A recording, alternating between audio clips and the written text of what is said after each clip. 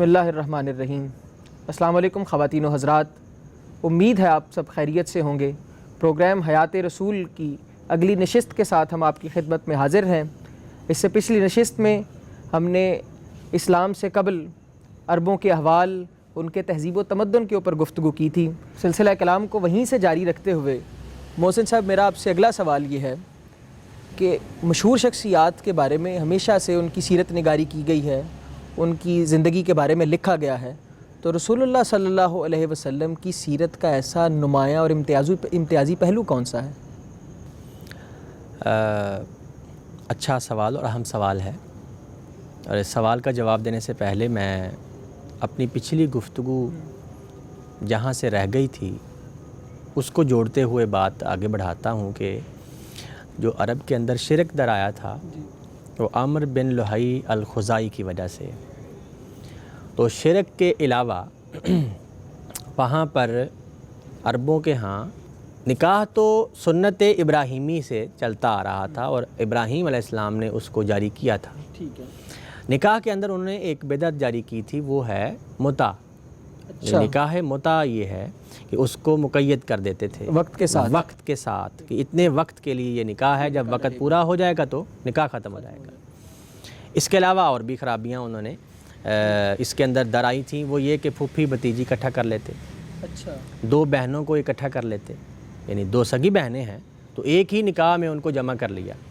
نکاح کے علاوہ جو معاشرے میں یہ بات رائج تھی کہ وہ جوا اور شراب کے عادی تھے۔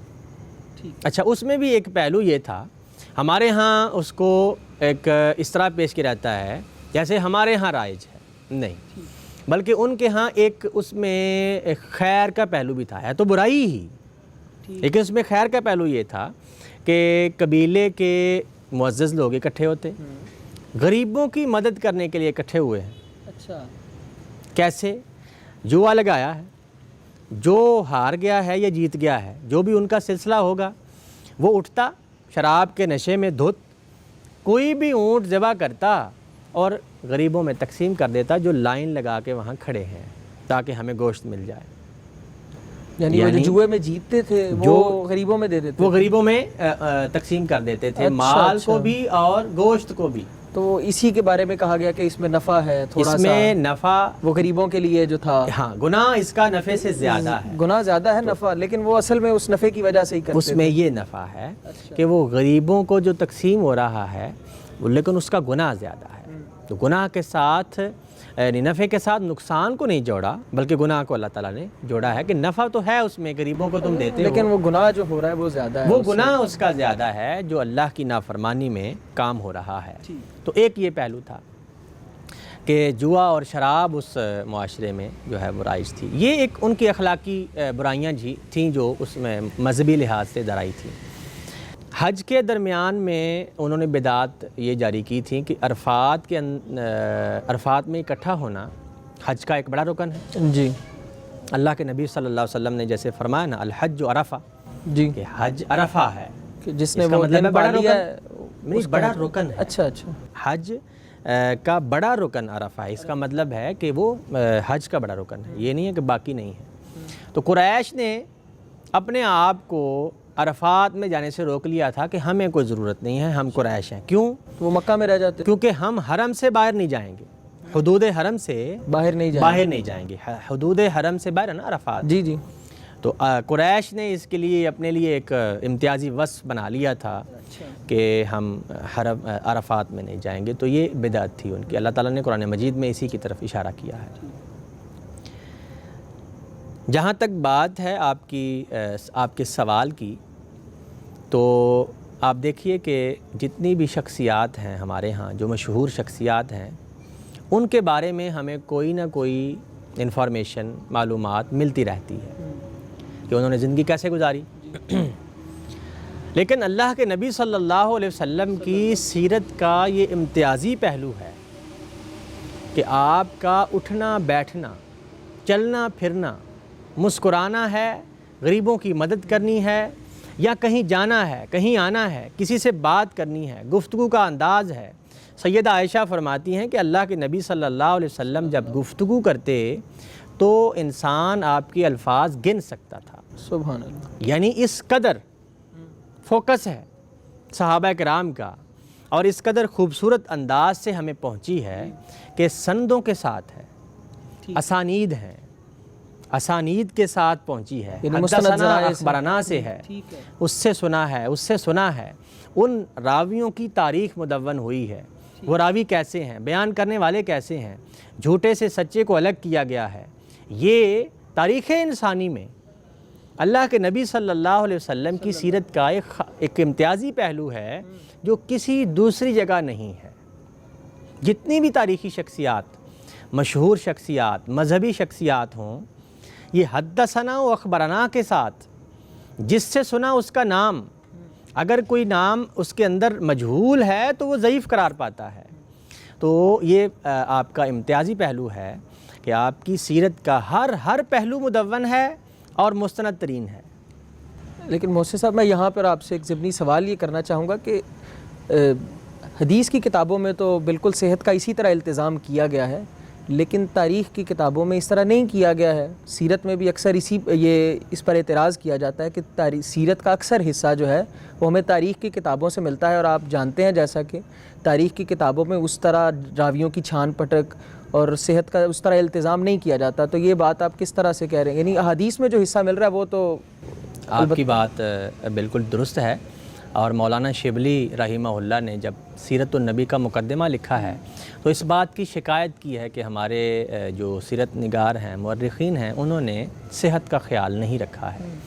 تو ہم اپنے اس پروگرام میں یہ کوشش کریں گے کہ ہم محدثانہ طریق پر سیرت نگاری کو پیش کریں گے. تو ہم صحت کے ساتھ روایات کی چھانٹ پھٹک کر کے جو معیار پر پورا اترتی ہیں ہم اس کو بیان کریں گے. محسن صاحب، اس تمہیدی گفتگو کے بعد اب ہم رسول اللہ صلی اللہ علیہ وآلہ وسلم کے باقاعدہ تذکرے کی طرف، ان کی سیرت کے باقاعدہ تذکرے کی طرف چلتے ہیں. اور اس سلسلے میں میرا پہلا سوال آپ سے یہ ہے کہ رسول اللہ صلی اللہ علیہ وآلہ وسلم کا خاندانی پس منظر کیا تھا؟ اللہ کے نبی صلی اللہ علیہ وسلم معزز خاندان مکے کے ایک مشہور قبیلہ قریش سے تھے. قریش کے اندر جو قبائل ہیں، بنو امیہ ہیں، تو آپ بنو ہاشم سے تھے. قریش کے قبیلے میں بنو ہاشم، اور بنو ہاشم کے سردار ہیں عبد المطلب. عبد المطلب کے بیٹے کا نام عبداللہ ہے. عبداللہ وجاہت والے تھے، شجاعت والے تھے، اچھے تیر انداز، گھڑ سوار، جیسے قریشی نوجوان ہوتے ہیں. تو آپ کا نکاح حضرت آمنہ سے ہوا ہے جو آپ علیہ الصلاۃ والسلام کی والدہ ہیں. تو عبداللہ کا نکاح حضرت آمنہ سے ہوتا ہے اور آپ کے والدین سے نبی صلی اللہ علیہ وسلم کی یہاں ولادت ہوتی ہے. اگلے سوال کی طرف بڑھتے ہیں. میرا اگلا سوال یہ ہے کہ رسول اللہ صلی اللہ علیہ وسلم کی ولادت کب ہوئی؟ ولادت کے بارے میں اختلاف مشہور ہے کہ تاریخ کون سی تھی. جس بات پر اتفاق ہے وہ پیر کا دن ہے اور ربیع الاول کا مہینہ ہے، اس پر اتفاق ہے. مورخین کا، مورخین کا، سیرت نگاروں کا اس بات پر اتفاق ہے. جہاں تک تاریخ کا تعلق ہے تو تاریخ 9 ربیع الاول بھی آتی ہے اور 12 ربیع الاول بھی آتی ہے. بعض نے 2 ربیع الاول بھی لکھا ہے. 2 ربیع الاول اور 9 ربیع الاول کا جہاں تک تعلق ہے تو یہ کسی مستند سند سے ہمیں معلوم نہیں ہوتی. اچھا. میری رائے میں، باقی احباب کو، اہل تحقیق کو اختلاف ہو سکتا ہے، تو میری رائے میں جو تحقیقی بات ہے وہ نبی صلی اللہ علیہ وسلم کی ولادت 12 ربیع الاول کو ہوئی ہے. اور یہ عبداللہ بن عباس اور جابر بن عبداللہ انصاری، یہ 2 صحابہ ہیں. یہ روایت ابن ابی شیبہ نے حسن سند سے ذکر کی ہے اور الاباطیل امام جوزقانی کی، اس کے اندر یہ روایت موجود ہے. محسن صاحب، رسول اللہ صلی اللہ علیہ وآلہ وسلم کی ولادت کے حوالے سے کافی مافوق الفطرت قسم کے واقعات بھی ملتے ہیں، جیسا کہ ایران کے آتش کدے کی آگ بجھ گئی اور کسریٰ کے محلات کے برج گر گئے.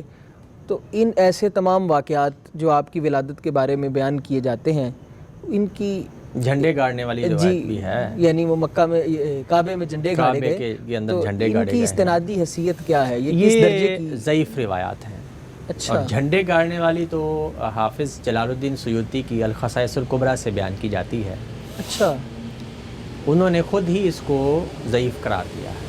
اچھا، اور یہ منکر اباطیل روایات ہیں جو ہمارے معاشرے میں رائج ہیں، یہ کوئی صحیح روایات نہیں ہیں۔ ٹھیک، اس میں یہ اضافہ کر دوں کہ اللہ کے نبی صلی اللہ علیہ وسلم نے یہ بات آپ سے ثابت ہے، طبقات ابن سعد میں حسن سند سے موجود ہے کہ اللہ کے نبی صلی اللہ علیہ وسلم نے فرمایا کہ میری والدہ نے خواب دیکھا کہ شام کے محلات روشن ہو گئے ہیں جب میری ولادت ہوئی ہے۔ انہوں نے خواب دیکھا، خواب کے اندر وہ دیکھتی ہیں کہ ایسا نور ہے، ایسی روشنی ہے جس سے شام کے محلات تک روشن ہو گئے ہیں۔ تو یہ بات اللہ کے نبی صلی اللہ علیہ وسلم سے ثابت ہے اور یہ بات بیان ہوتی ہے۔ اگلے سوال کی طرف بڑھتے ہیں۔ عربوں میں ایک رواج تھا رضاعت کا، کہ یعنی وہ اپنے بچوں کو شہری زندگی سے دور گاؤں میں بھیج دیتے تھے، اور اسی حوالے سے واقعات بھی ملتے ہیں کہ آپ کو بھیجا گیا تھا۔ تو اس کی ذرا تفصیل فرمائیں کہ آپ کی رضاعت کیسے ہوئی، کہاں پر ہوئی، کس نے کی؟ قریش کے پاس باہر سے لوگ آتے تھے تو ان کی زبان میں مکسنگ ہو رہی تھی۔ اچھا، تو زبان کی حفاظت کے لیے قریش نے یہ طریقہ اختیار کیا کہ اپنے بچوں کو خالص عربی پر قائم رکھنے کے لیے اور معاشرے کے شر سے جو اس میں پھیل گیا ہوگا ان سے محفوظ رکھنے کے لیے دیہاتوں میں بھیجتے تاکہ ان کی رضاعت ہو اور اچھے ماحول میں پلے بڑھیں۔ یعنی وہ جو شہری زندگی کی علائش ہیں ان سے دور رکھنے کے لیے اور زبان فطرت، یعنی پاکیزہ فطرت رکھنے کے لیے، پاکیزہ فطرت پر اور زبان کے اندر جو علائشیں آ گئی ہیں اور جو دوسرے لوگوں سے ان میں مکسنگ ہو گئی ہے یا خرابی پیدا ہو رہی تھی، اس سے دور رکھنے کے لیے وہ گاؤں بھیجتے تھے۔ یعنی چونکہ وہاں پر وہ مرکز ہے نا، تو ہر جگہ سے لوگ آ رہے ہیں، جی، تو زبان اتنی خالص نہیں رہ جاتی ہے، خالص نہیں رہ جاتی۔ ٹھیک ہے، ہمارے ہاں بھی ایسا ہی ہوتا ہے۔ تو مکے اور طائف کے درمیان بنو سعد کا قبیلہ آتا تھا، وہاں پر بکریاں چرانے والے اور غریب لوگ جو ہوتے تھے دودھ پلاتے قریش کے بچوں کو۔ اچھا، تو اللہ کے نبی صلی اللہ علیہ وسلم کی رضاعت بھی بنو سعد قبیلے میں ہوئی ہے، اور مورخین کا، سیرت نگاروں کا اتفاق ہے کہ حلیمہ نام تھا، حلیمہ سعدیہ سلام اللہ علیہا۔ تو آپ کے ہاں نبی صلی اللہ علیہ وسلم کی رضاعت ہوئی ہے، آپ وہاں پلے بڑے ہیں، وہاں پر آپ نے بکریاں چرائی ہیں، اور وہاں پر بچپن کے اندر واقعہ شق صدر ہوا ہے۔ واقعہ شق صدر یہ ہے کہ اللہ کے نبی صلی اللہ علیہ وسلم بکریاں چرا رہے تھے حسب معمول، تو فرشتے آتے ہیں، فرشتوں نے آپ کو لٹایا ہے، آپ کا سینہ چاک کیا ہے، دل کو نکالا ہے، اور اس میں اپنے تشت سے نور بھرا ہے، پھر دل کو دوبارہ رکھ دیا گیا ہے۔ تو یہ واقعہ شق صدر جو ہے وہ اللہ کے نبی صلی اللہ علیہ وسلم کے ساتھ بچپن میں پیش آیا۔ جب آپ کی رضاعت ہوئی ہے، آپ بڑے ہوئے ہیں، اور ولادت کے بعد بنو سعد تک رہنے میں 5 سال کا عرصہ گزرا ہے۔ اس واقعہ شق صدر کی وجہ کیا ہوئی؟ یعنی اللہ تعالیٰ کی مشیت میں تھا۔ اللہ تعالیٰ کے ہاں اپنے انبیاء کے ساتھ خاص تعلق پہلے سے ہی ہوتا ہے، تو اس کو جاری رکھنے کے لیے اللہ کے علم میں تھا کہ اللہ کے نبی جو ہیں وہ نبوت پر سرفراز کی جائیں گے، تو آپ کو اس کے لیے تیار کیا گیا ہے۔ اچھا، یہ رضاعت کے دور میں ہی ایک اور واقعہ بھی جو مشہور ہے وہ شق القمر کا بھی ہے، کہ آپ جھولے میں انگلی سے چاند توڑا کرتے تھے۔ اس واقعے کی جو ہے وہ صحت کیسی؟ اس واقعے کی اس سے کوئی صحت نہیں ہے۔ یہ رتب و یابس جو کتابیں ہیں، ہمارے سیرت حلبیہ ہے، شفا قاضی یاز، اس طرح کی کتابوں میں یہ واقعات آتے ہیں، تو یہ ایسے ہی ہیں، ان کی کوئی صحت نہیں ہوتی۔ اللہ کے نبی صلی اللہ علیہ وسلم بنو سعد میں 5 سال رہے ہیں۔ اچھا، اس کے بعد آپ اپنی والدہ کے پاس واپس لوٹے ہیں قریش قبیلے میں۔ نبی صلی اللہ علیہ وسلم کو لے کر حضرت سیدہ آمنہ یثرب چلی گئی ہیں۔ اچھا، یثرب جانے کی وجہ یہ ہو سکتی ہے کہ وہاں پر آپ کے والد کی قبر ہے، جی، حضرت عبداللہ کی، کیونکہ آپ کے والد جو ہیں وہ بچپن میں ہی میں فوت ہو گئے تھے، تو زیارت کے لیے گئی، قبر کی زیارت کے لیے جاتی ہوں گی، ٹھیک ہے، تو اس کے علاوہ تو کوئی اور وجہ معلوم نہیں ہوتی۔ وہاں پہ ایک مہینے کا قیام طویل ہو گیا. جب طویل ہوا تو واپسی کے سفر میں سیدہ آمنہ کا انتقال ہو گیا ہے. تو حضرت ایمن نے جو حضرت عبداللہ کی لونڈی تھیں انہوں نے آپ کو دودھ پلایا اور ساتھ لے کر عبد المطلب کے پاس آ گئی جو اللہ کے نبی صلی اللہ علیہ وسلم کے دادا تھے اور قبیلے کے سردار بھی تھے. ٹھیک ہے. تو لیکن ہیں اللہ کے نبی صلی اللہ علیہ وسلم کے والدین تو نہیں ہیں اب. تو جو قریش خاندان ہے ان کے اندر ایک یتیم بچہ ہے, اس کی پرورش کر رہے ہیں وہ. تو اسی حالت میں پرورش ہوئی ہے. لیکن وہ توجہ جو والدین والے کو دیتے ہیں لوگ, معاشرے میں ابھی ایسے ہی ہے, وہ توجہ نہیں ہے. تو اللہ تعالیٰ کی خاص سکیم میں, جیسے سورہ والضحیٰ میں اللہ تعالیٰ نے بیان کیا ہے کہ ہم نے آپ کو یتیم پایا تو آپ کی پرورش کی ہے, آپ کو پالا ہے. تو اللہ تعالیٰ خود بیان کر رہا ہے کہ میں اس وقت خاص انتظام سے گزار رہا تھا, آپ کو پال رہا ہوں, آپ کو پرورش سے گزار رہا ہوں, ڈیوٹیاں لگا رہا ہوں, تربیت میں آپ کے کسی بھی طریقے سے کوئی خلش نہ رہ جائے. عبد المطلب کی وفات ہوئی. اللہ کے نبی صلی اللہ علیہ وسلم بڑے غمزدہ ہیں اور ان کے بعد وصیت کر کے گئے تھے اپنے بڑے بیٹے زبیر کو, زبیر بن عبد المطلب کو, کہ تم نے اس اپنے بھتیجے کا خیال رکھنا ہے. محسن صاحب, یہاں پر میں آپ سے ایک سوال کرنا چاہوں گا, سلسلہ گفتگو کو جاری رکھیں گے. ہمیں تمام انبیاء کے بارے میں ایک چیز جو ہے وہ ہمارے ہاں مشہور ہے کہ وہ تمام کے تمام بکریاں چرایا کرتے تھے, اور رسول اللہ کے بارے میں بھی ہمیں ایسی روایات ملتی ہیں. تو کیا اس کی نسبت, یعنی کیا مناسبت ہے کہ کیا واقعی تمام نبی جو ہیں وہ بکریاں چرایا کرتے تھے, اور یہ کیا حیثیت ہے اس؟ اللہ کے نبی صلی اللہ علیہ وسلم نے خود بیان کیا ہے, یہ صحیح حدیث ہے کہ انبیاء بکریاں چراتے تھے اور میں بھی چرایا کرتا تھا. تو قریش عموماً بکریاں نہیں چراتے, وہ سردار قوم تھی. تو لیکن ان کے نوجوان بکریاں چراتے تھے, جیسے اللہ کے نبی خود. یعنی پیشے کے طور پر, پیشے کے طور پر نہیں ہے. اچھا, پیشے کے طور پر نہیں ہے, وہ سردار قبیلہ تھا. اچھا, یوں ہو سکتا ہے کہ تربیت کے لیے بکریاں چرا رہے ہیں, تربیت کے لیے بھی کوئی کام لوگ کرتے ہیں نا. حضرت عمر سے متعلق آتا ہے کہ یہ آپ نے رضاعت کے بعد میں بکریاں چرائی ہیں یا اسی دور میں, چونکہ وہ بکریوں والوں چرانے والوں کے ساتھ رہے ہیں رضاعت میں, تو وہاں چرائی ہوں گی؟ وہاں بھی چرائی ہیں, بعد میں بھی آیا ہے, بعد میں بھی آپ چراتے رہے ہیں. اچھا جی. اور یہ تربیت کا ایک حصہ سمجھ لیں کہ قریش اپنے نوجوانوں کو ایک تربیت دے رہے ہیں تاکہ نوجوان بڑے ہوں. یعنی لیڈرشپ کی تربیت, لیڈرشپ کی تربیت کے لیے ہے کہ جو آپ دیکھیں نا, بکریاں جو چرا رہا ہوتا ہے ہر بکری کا خیال رکھتا ہے.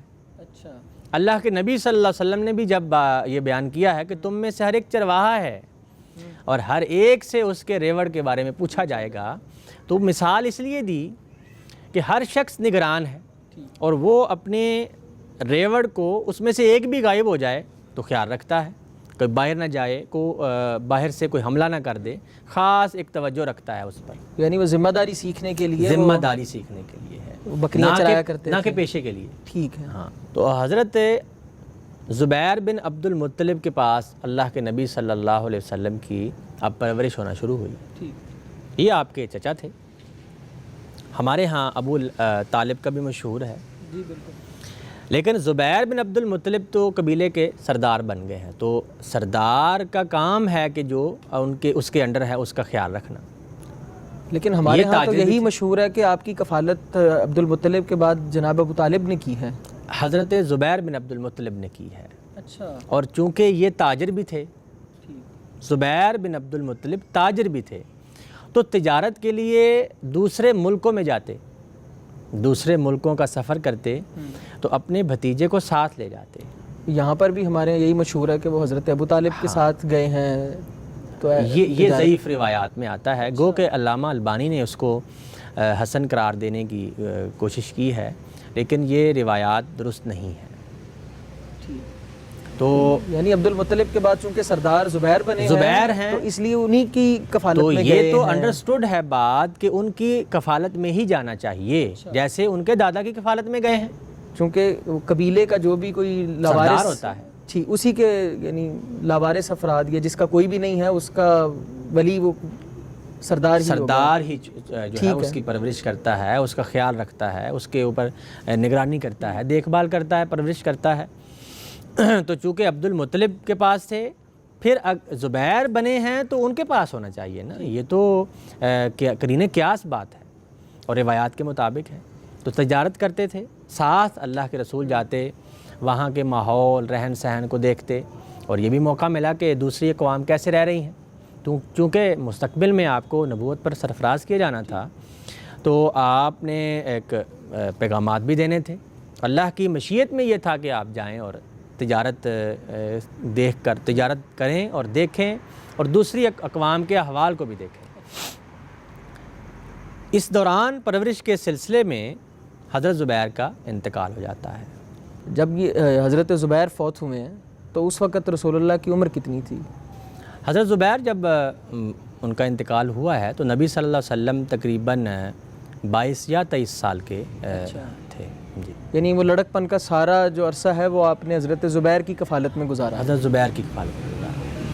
خواتین و حضرات، سیرت رسول صلی اللہ علیہ وسلم کا موضوع ایک نہایت وسیع موضوع ہے۔